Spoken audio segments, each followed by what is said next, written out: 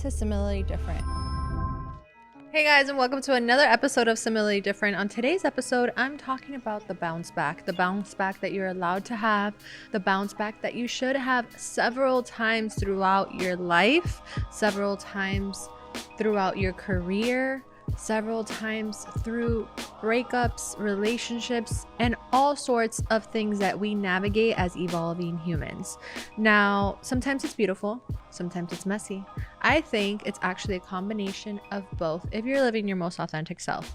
But it's always powerful to see the ability for you to go dig deep and return into your highest and most updated version of yourself.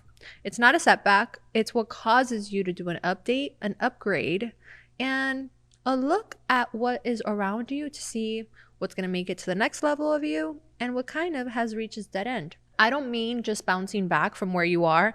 I mean bouncing back differently, wiser, softer, smarter from experience, as well as being more aligned. Because let's be honest, who wants the before version? Every time that I evolve, every time that I grow, every time that I learn, doesn't matter if it was a hard situation, a painful situation, or an uncomfortable situation, I'm always grateful for the person I end up evolving into.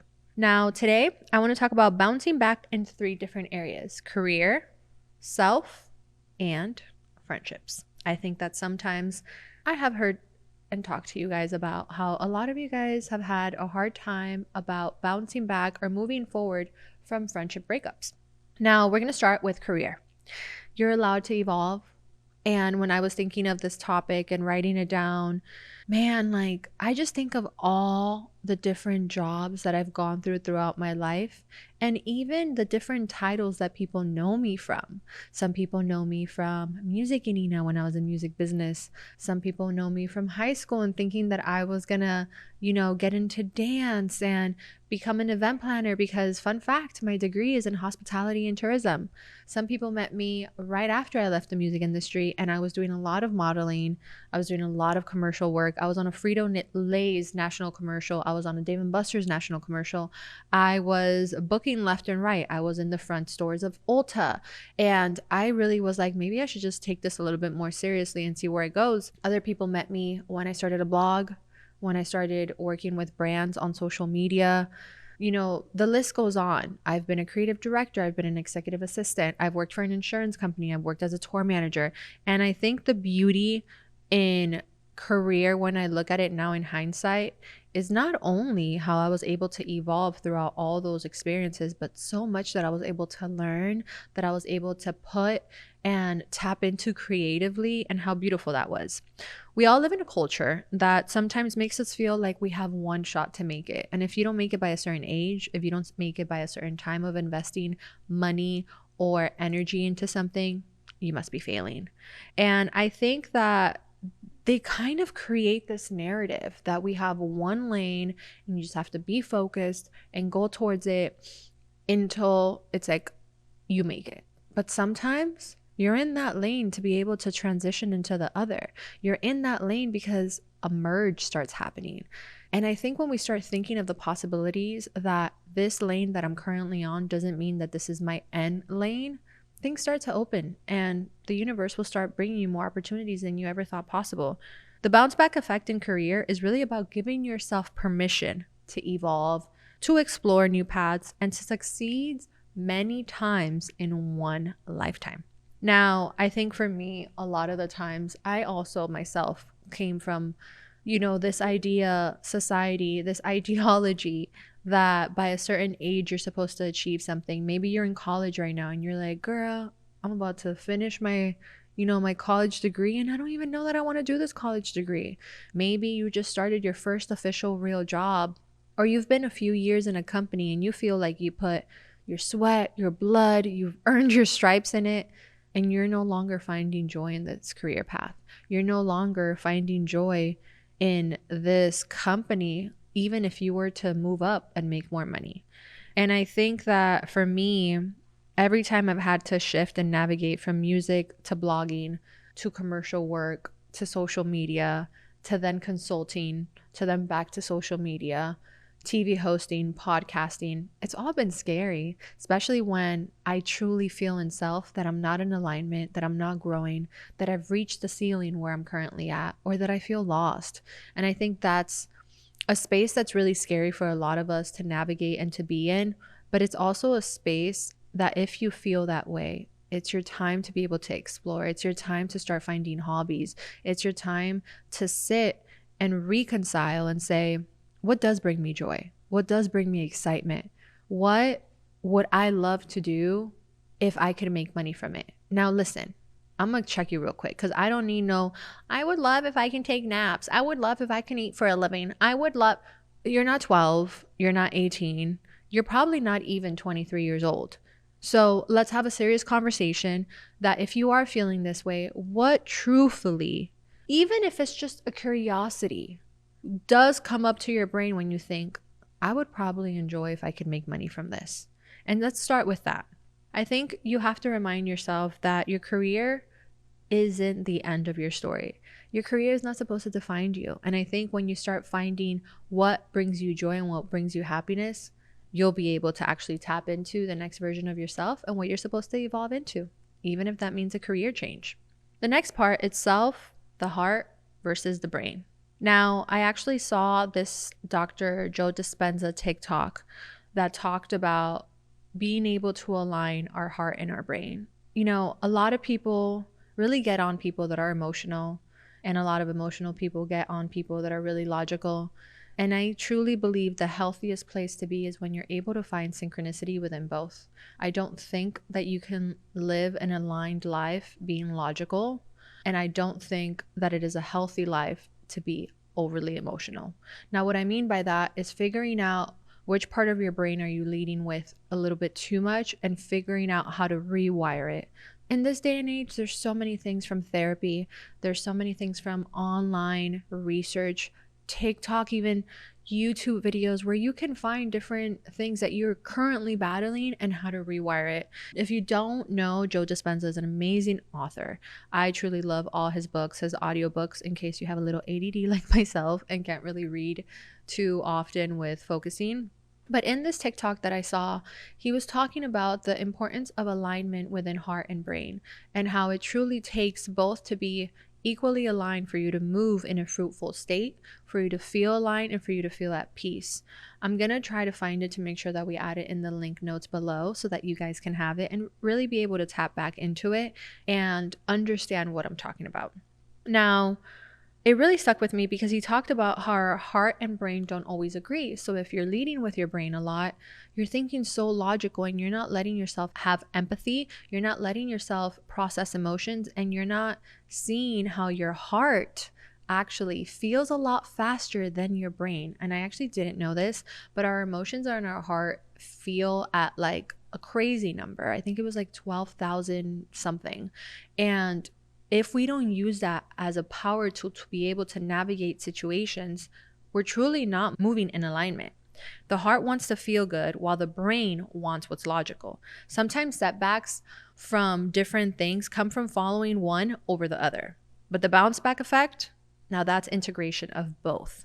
Letting your brain and your heart have the conversation instead of a tug of war. I think that because, women have a tendency to lead with emotions and men have a tendency to lead with logical, sometimes we think that the other is a disadvantage or a setback, when in reality, if we're able to lean in and have a balance between feminine and masculine energy, which in this case, I see it as brain and heart, you're able to actually find synchronicity. I think for me growing up, I didn't always feel like I could lead with my emotions because I felt worried to be misunderstood. And what I have come to find out as I've gotten older is that my curiosity has helped me be able to be really emotionally aware of myself and how I process things negatively or positively. But because I've become so aware of how strong my emotions can get, I am now able to logically see things from a further point of view, that I'm able to use my logical part of my brain to say, this is an emotion you're feeling.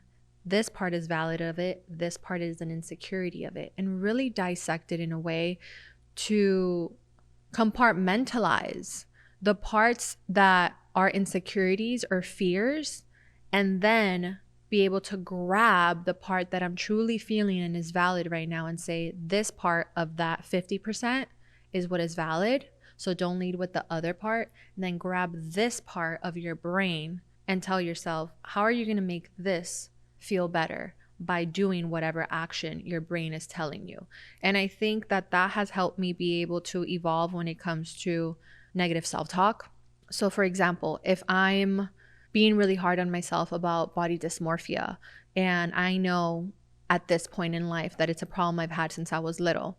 I've had my own challenges, my own triggers, my own cases where my mind has really gone negatively with that. So now if I'm having a moment of body dysmorphia, whether I'm with people or not, I'm able to say, you don't feel comfortable in your body. The lie that I remove from the emotion is, you're ugly. Look at your skin, look at this, basically anything that I would pick apart myself in. And I say, the validness is you don't feel comfortable in your body. So then I go into the logic and I said, okay, if you don't feel comfortable in your body, what can you do right now to make yourself feel better? Because what is the truth in this? You don't feel secure in your body. You don't feel secure in this outfit. Maybe changing it to the point where you do feel secure. Maybe it's not wearing a 2-piece, maybe it's wearing a 1-piece, but don't stop yourself from experiencing whatever you're currently able to experience, whether that's a pool situation, an outing, a trip, because of you don't feel comfortable in your body. So I'm going to put on something that makes me feel more comfortable so I can be kind to myself, kind to my emotions, allow my emotions to feel safe and hugged, but not take myself away from it and not have that experience. So I used it with body dysmorphia, but you could really use it for self. You could tell yourself maybe at times that you don't feel like you're good enough for an opportunity, for a situation, for a partnership, and it's figuring out, why do you feel that way? Where does it actually stem from? And then what is the truth? And then how are you going to walk forward to not allow this thought to consume you and eat you alive? And doing things, I think, little by little in this helps you not only rewire that thought, make it a new thought, but also learn how to navigate it so that you no longer have those thoughts as time goes on, which takes you to your next level. Now, the third one I will say is friendship, the growth and shifts from it. Sometimes friendship breakups hurt.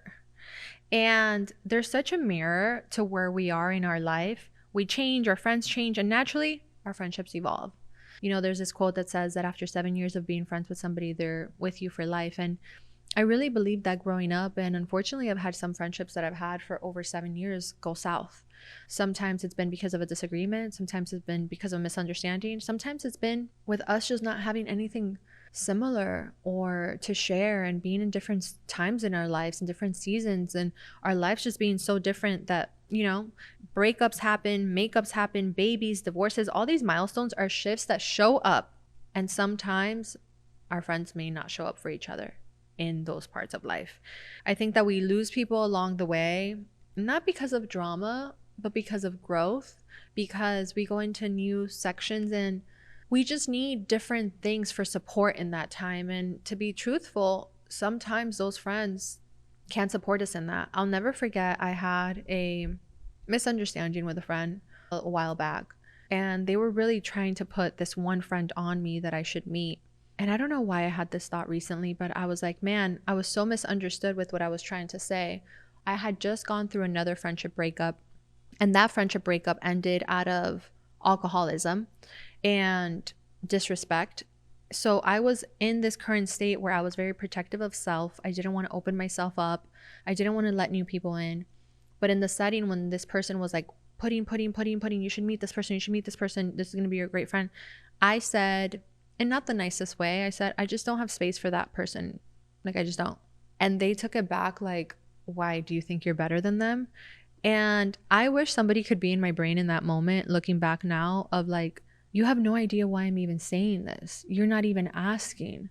You're instantly taking it as a negative and like I'm offending this unknown person. But really, the reason why I said that was because I had no space, because I was still healing from a breakup that I had just gone through with another friend. So I wasn't in the space to open up a new person in my life at that moment. And I think that we have to, when we are evolving, just like in relationships, it's okay to have periods of silence, periods of solidarity, where you're really trying to realign yourself, rebalance yourself to be like, man, this friendship breakup really hurt. And I have all these friends around me that I still love, but this one really hurt. And I'm going to need some time before I even let somebody in, because like that hurt. And that was a person I cared about. And I think for me in that situation, that's where I was at. But because they didn't know, or I hadn't shared with them that that breakup had just happened, because it's like different groups of friends, they instantly took that as like such an offensive statement. And now looking at it in the future, like with months in advance, I could see how it could be taken that way. But it was my truth in the moment, you know? And I think that the bounce back effect here is about accepting friendships that can transform. And also, instead of clinging on to what they were, but also having a space to be able to be with self so that you could be the best friend that you need to be for yourself before you let new people in. I also don't believe in cliques. I have always had friends from all different walks of life.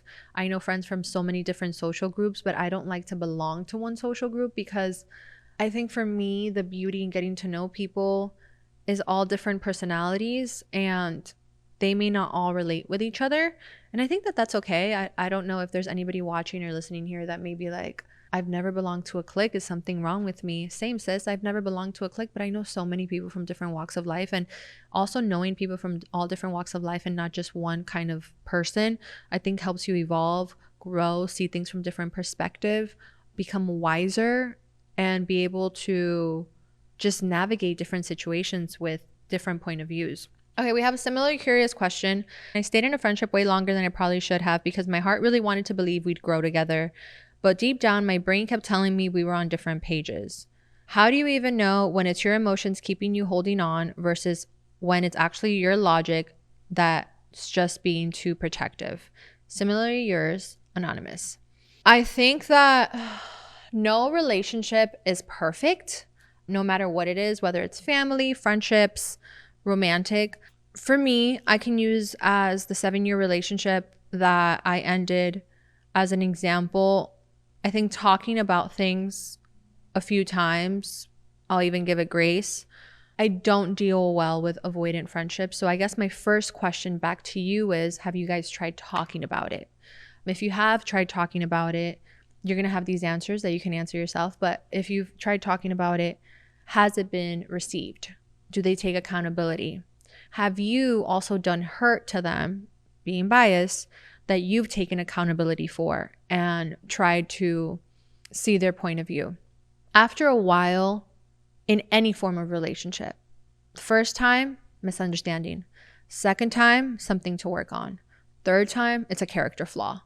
So I always believe in friendships, as long as it's not something detrimental, like you flirted with my man, you stole from me. I think it's something that you can talk through and give the person grace. But after 2 or 3 times, at this point, you have to sit with self and be like, is this something I want to continue? I will say this. If you have not voiced, but you have noted these bullet points in your head, you are not showing care to the friend that you have, because the point of a friendship is for us to love them how they are, but also help them be better. And if you're not voicing and vocalizing out of fear of judgment, fear of being misunderstood, fear of whatever it is, whether it be over explaining, over communicating, not being received well, then that's not a real friendship. I think the first step on a friendship is being able to be open and honest, no matter how unconventional or messy that is, and holding space for one another. I have no problem if a friend checks me, if a friend clocks it, if a friend calls me out. It's about how it's presented to me. Even if it's presented in a way that I don't appreciate it, the first time I can listen to it, and then at the end of the conversation, let them know how I would like to be approached in the future about something. But when you don't approach the person at all to at least have them be able to fix the mistake, then how do you expect them to know? Common sense is not common. Not everyone thinks like you. Not everyone has been through your same experiences. So I definitely think that's where you have to navigate first. If you've already done that, you've done the sit downs, you've done the talk, whether they've accepted it, they've admitted to it, understood it or not, then that's how you move forward. I think that, again, 1, you talk about it. 2, 3, it's a character flaw. And from that point, you have to make a decision and move forward on how you want to proceed and how valuable to your mental is this person, how valuable to your heart. Just like in a relationship, there's no reason why you should be with someone that does not show you respect, care, or love. People make mistakes, but can they fix their mistakes after you speak through them? So I would definitely have an open conversation. And if you already past that point with that friend, then you have to reconcile, really think about how you want to move forward and move forward in a kind and graceful way where you're not belittling, breaking down, or thinking that you're better than this person, because at the end of the day, we don't know what any individual is going through. But also protect yourself and move forward and know that maybe this friendship was for a season, maybe this friendship was for a time, and maybe the time has expired for this friendship to be in your life. So that's what I would say. Listen, navigating friendships is really hard. It's another person that you cared about, especially if you're a lover friend like I am. They become my family. So I totally get it. You know, if you're like, you know, that career part of this story really hit me and it's making me rethink my life. It's making me be like, crap, you just like tugged right where I've been trying to navigate this week and had at the top of my head. Then this is your confirmation that you really have to think about that, and just know that you're allowed to reinvent yourself as many times as you need to and as many times as you're supposed to. You know, we're not robots. We're humans and we're forever evolving. And most importantly, just know that for self, you're forever evolving, you're forever growing, and you're going to continue to do so many lives from now. So, well, not so many lives, so many chapters from now. We have one life to live, or if you think we have other lives, that's a whole other episode. But just make the most of it, and don't let fear be the thing that cripple you. Don't let uncertainty be the thing that doesn't make you go for it, because I promise you, the last thing you want to do is be 80 years old and wonder what if in any category of your life. So I hope this helped, and until next time.